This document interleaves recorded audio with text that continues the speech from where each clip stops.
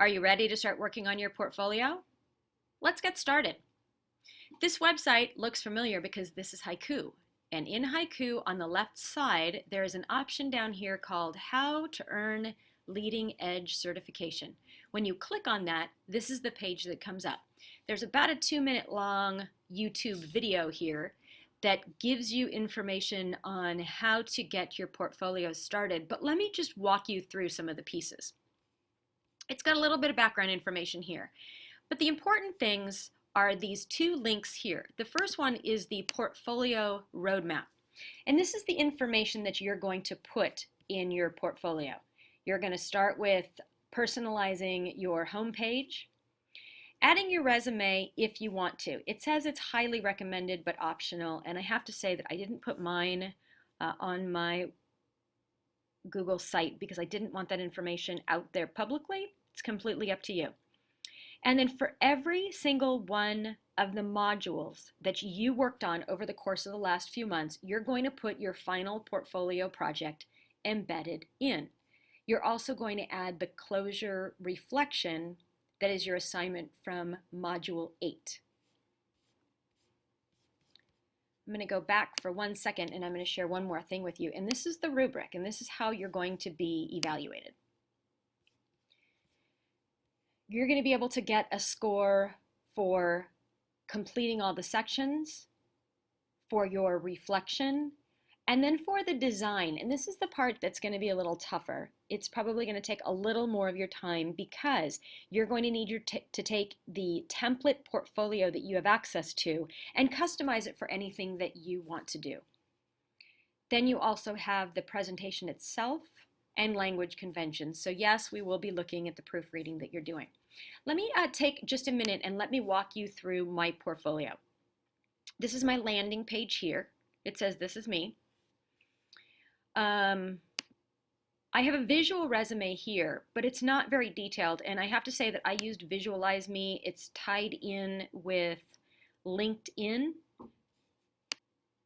With Visualize Me, it pulls information from your LinkedIn profile. So it has my education, it's got some of my awards, but short of that, it doesn't have a whole lot of information. I just felt a little more comfortable doing something like this.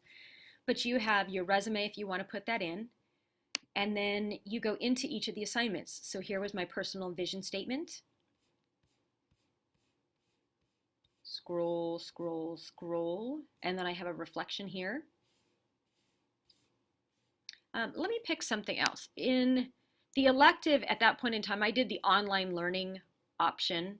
I know that many of you have worked on the Common Core one, but you would put your assignment here as well as your reflection. You can see that my reflection is highlighted in red. So everything is here, ready to go. Here's a copy of my final reflection. I chose to put this in a Google presentation, but as I click through the slides, you can see that I highlighted the parts of the NET standards: visionary leadership, leading in a digital age, professional excellence, and more. You can also see with my portfolio that I went for a different type of a background. I went for a black font.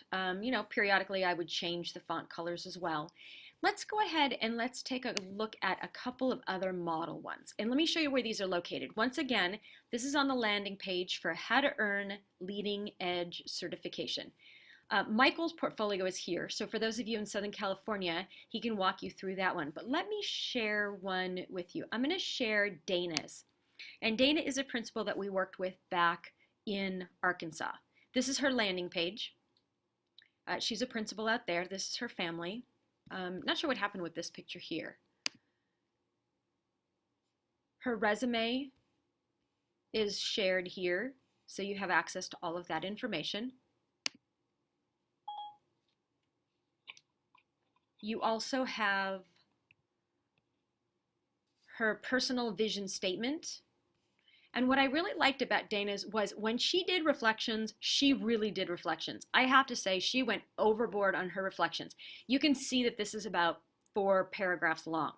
I'd say a paragraph to 2 paragraphs with something that's meaty, thinking back to what you did in this assignment and how your thinking has changed over the course of the last few months. Let's take a look at one other assignment, digital citizenship. She has her assignment in here, and again, you can see a pretty good sized reflection, and that's something that we're going to be looking at. And I will share that in the last couple years now of leading edge certification training for administrators, the part that most folks get dinged on, if they're going to be dinged on anything, is really their reflection. A reflection is not 1 or 2 sentences. It's something meatier. And you can see that Dana also went with a colored background like I did, as opposed to the option of the blue and white that's your major landing template. Here's another portfolio. This is Jenna's. Jenna did this, I think last summer. You can see how she put pictures of her family, what she's doing with her school site. She added a video on here, and I'll pull up her infusing innovation. This is a PowerPoint that should have loaded, so let me click on digital citizenship. No, looks like these aren't going to be seen very easily. In any case, here's her reflection, 1, 2, 3 or 4 sentences roughly. So hope that this information has been helpful and you're on your way to creating a great portfolio. Just another quick note, if you ever get stuck, by all means go to YouTube. There's so many videos there explaining how to create a Google site that it should help you out with anything you need. And if you get stuck, let us know. We're here to help. Thank you.